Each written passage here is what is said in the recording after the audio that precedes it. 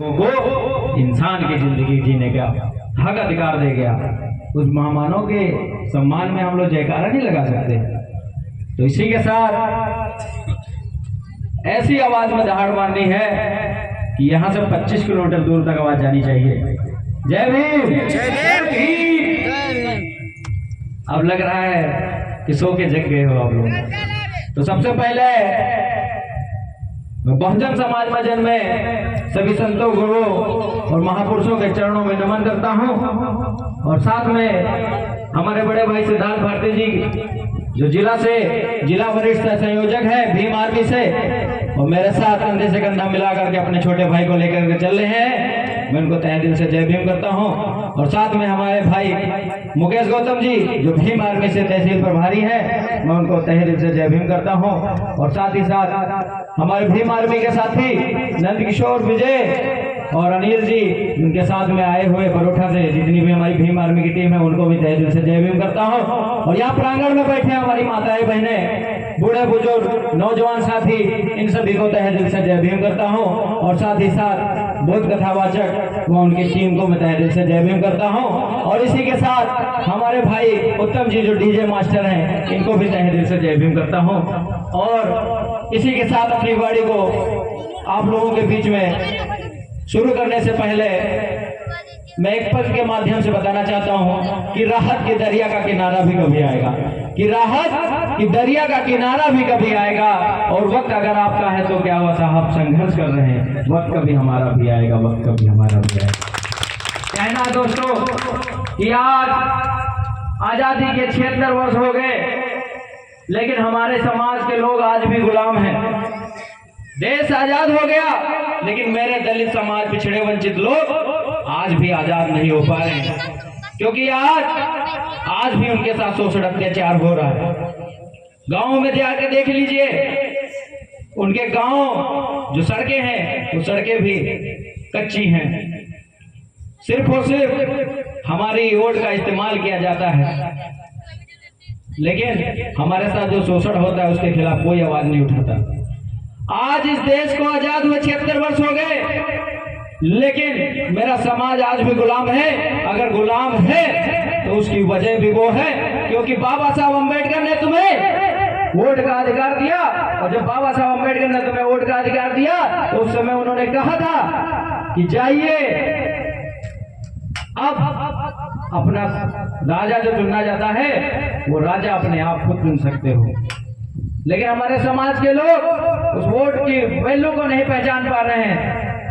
आज बड़ा सा बड़ा नेता, वो लोग भी आपके पास सर झुका करके वोट मांगने आते हैं। जो लोग तुम्हें अपने पास बैठने से मुकरते थे, अपने पास बैठने नहीं देखते थे, आज अगर आपके सामने वो आते हैं तो बाबा साहब अम्बेडकर की बदौलत से, और उन्होंने जो तुम्हें वोट का अधिकार दिया उसकी वजह से आपके सामने सर झुकाने आते हैं। हमें इस बात को समझना होगा, इस देश को आजाद हुए 76 वर्ष हो गए। हम गोरे अंग्रेजों से आजाद हो गए, लेकिन इस देश के अंदर जो काले अंग्रेज बैठे हुए हैं, हम उनसे आजाद नहीं हो पाए। क्योंकि आजाद इसलिए नहीं हो पाए क्योंकि हमारे समाज के लोग अपनी ताकत को नहीं पहचान पाए। हम इस देश के मूल निवासी, उस ताकत को पहचानना होगा और ऐसे लोगों को चुनना होगा जो हमारे समाज के साथ हो रहे अत्याचार, शोषण के खिलाफ आवाज उठाता हो। हम उसको चुनेंगे, उसको आगे बढ़ाएंगे, तब जाकर के हमारे समाज का भला हो सकता है। हम आपको जानना होगा, पहचानना होगा ऐसे लोगों को। जो आवाज एक सड़क से उठी थी, आज आवाज संसद भवन के अंदर गूंज रही है। वो आवाज भीम आर्मी के बड़े भाई चंद्रशेखर आजाद जो 2015 में भीम आर्मी का गठन किया, और आज 2024 में बड़े भाई चंद्रशेखर आजाद संसद बनकर संसद भवन में गूंज रहे हैं। उन्होंने आज शपथ में क्या कहा? उन्होंने संसद भवन के अंदर नमो बुद्धाय जय भीम का नारा लगाया, लेकिन कोई भी सांसद जय भीम का नारा नहीं लगाया। आज भी संसद भवन के अंदर मनवादी विचारधारा के लोग बैठे हुए हैं। हमें जिस तरीके से बड़े भाई चंद्रशेखर आजाद जी को संसद भवन के अंदर एक अम्बेडकरवादी भेजा है, इसी तरीके का अगर मेहनत करते रहे तो आने वाले 2027 में लाखों 403 विधायक हैं, 403 सीटें हैं इस यूपी उत्तर प्रदेश की, उसमें लगभग 250 सीटें हमारी अम्बेडकरवादियों की वहां पहुंचेगी विधायक बनकर। लेकिन हम अपनी ताकत को पहचाने। इस देश के अंदर दलित मुस्लिमों को उनकी जात पे धर्म के नाम पर शोषण हो रहा है। कहीं मुस्लिमों की बहनों के साथ ऐसा अत्याचार हो रहा है, कहीं दलितों की बहनों के साथ अत्याचार हो रहा है। ये इसलिए हो रहा है कि हम लोग अपने आप की ताकत को नहीं पहचान पा रहे हैं और धर्म के नाम बटे हुए हैं। कोई हिंदू के नाम बटा हुआ है, कोई मुस्लिम के नाम बटा हुआ। वो लोग रोजी रोटी अपनी चला रहे हैं हिंदू मुस्लिम करके गए, लेकिन हम लोग अपने आप को नहीं पहचान पाए। बाबा साहब अम्बेडकर ने 6743 जातियों को 3 वर्गों में बांट दिया, SC ST OBC, लेकिन ये 3 वर्ग आज भी एक नहीं हो पा रहे। हम लोग जातियों में बटे हुए हैं, कोई चमार है, कोई पासी है, कोई धोबी है, कोई धानुक है, इन सब चीजों में बटे हुए हैं। हम लोग अपने आप को एक अम्बेडकरवादी, एक बाबा साहब के मिशन को चलाने के लिए नहीं समझ पा रहे।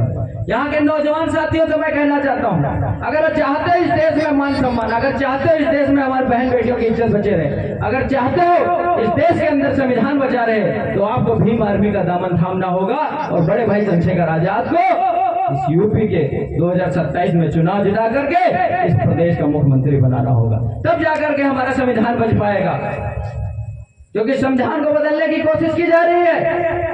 इनके पेट में दर्द है कि हमारे जो दलित समाज के लोग हैं, जो वंचित लोग हैं, आज धीरे धीरे उठ करके आगे आने लगे हैं और पढ़ने लगे हैं और अपने संविधान के बारे में जानने लगे हैं, अपने हक अधिकार के बारे में जानने लगे हैं। उनको दर्द है इस संविधान को बदल दिया जाए और फिर से मनुस्मृति लागू कर दिया जाए। जिस तरीके से हमारे बहन बेटियों की इज्जत लूटी जाती थी, उसी तरीके से बहन बेटियों की इज्जत लूटी जाए। हम आप अपनी ताकत को नहीं पहचान पा रहे हैं, उसको पहचानना होगा। और मैं नौजवान साथियों को एक पंथ के माध्यम से बताना चाहता हूं कि रख हौसला, वो मंजर भी आएगा।